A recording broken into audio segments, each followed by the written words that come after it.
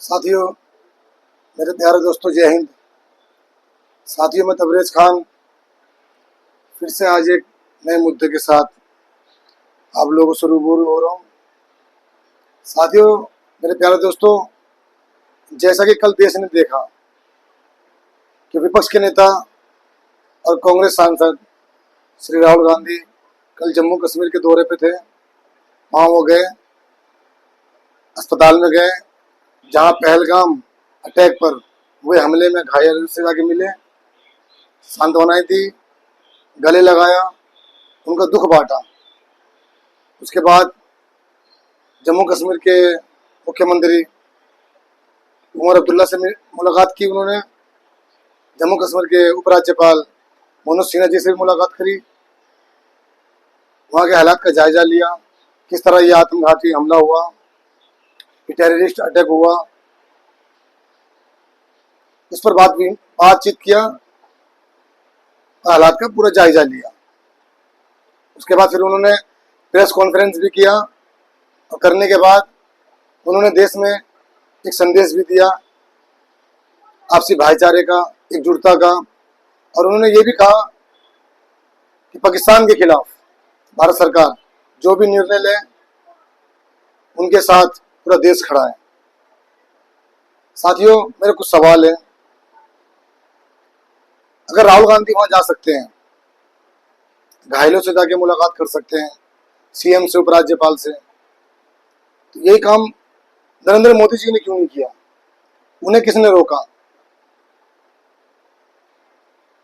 इसी मुद्दे पर पीएम आवास में, जो प्रधानमंत्री का घर है, परसों देर शाम सर्वदलीय बैठक हुई थी। वहां विपक्ष के सारे नेता मौजूद हुए, शामिल हुए, अपनी अपनी बात रखी, राय दिया, आगे किस तरह की रणनीतियां तैयार की जाए, उस पर बात हुआ।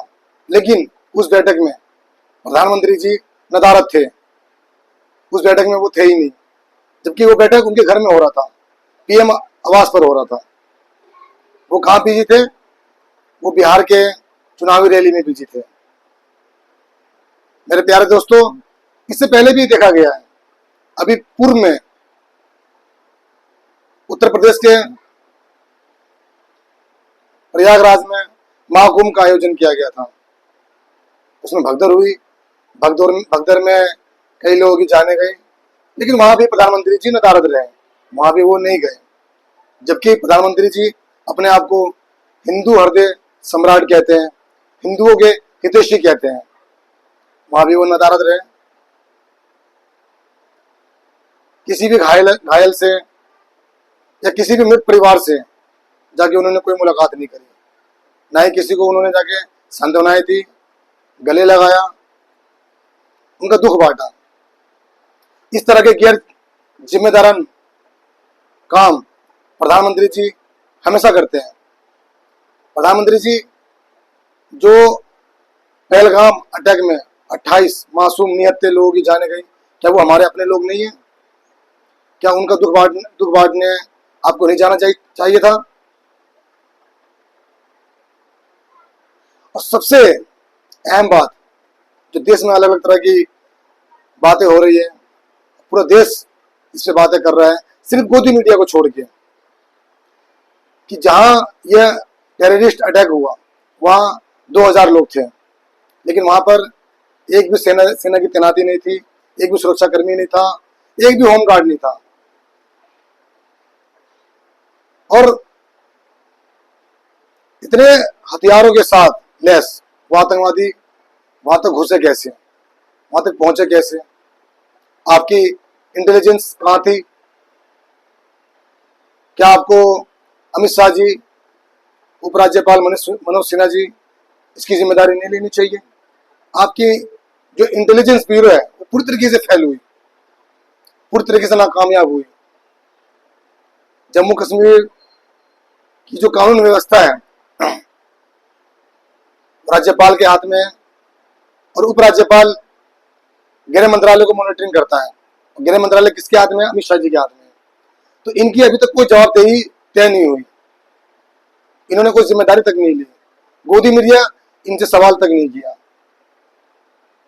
और प्रधानमंत्री जी अपनी रैलियों में व्यस्त है, मस्त है, ठाके लगा रहे हैं। तो इस तरह का गैर जिम्मेदाराना हरकत प्रधानमंत्री जी आपको शोभा नहीं देता है। भाजपा से तो मेरा ऐसा विश्वास खत्म हो गया है, ऐसा विश्वास उठ चुका है भाजपा के ऊपर से और प्रधानमंत्री नरेंद्र मोदी जी के ऊपर से कि अगर ये देश के लोगों के प्रति कुछ सहानुभूति भी अगर करते हैं या दिखाते हैं तो मुझे एक दिखावा लगता है, एक छल कपट लगता है उसमें। ऐसा लगता है कि भाजपा कुछ भी काम करती है तो अपने राजनीतिक फायदे के लिए करती है। तो उसमें मुझे कहीं से कहीं तक कुछ सच्चाई नजर नहीं आती है। लेकिन इस पहलगाम अटैक के ऊपर भाजपा ने अभी तक कोई दिखावा भी नहीं किया है।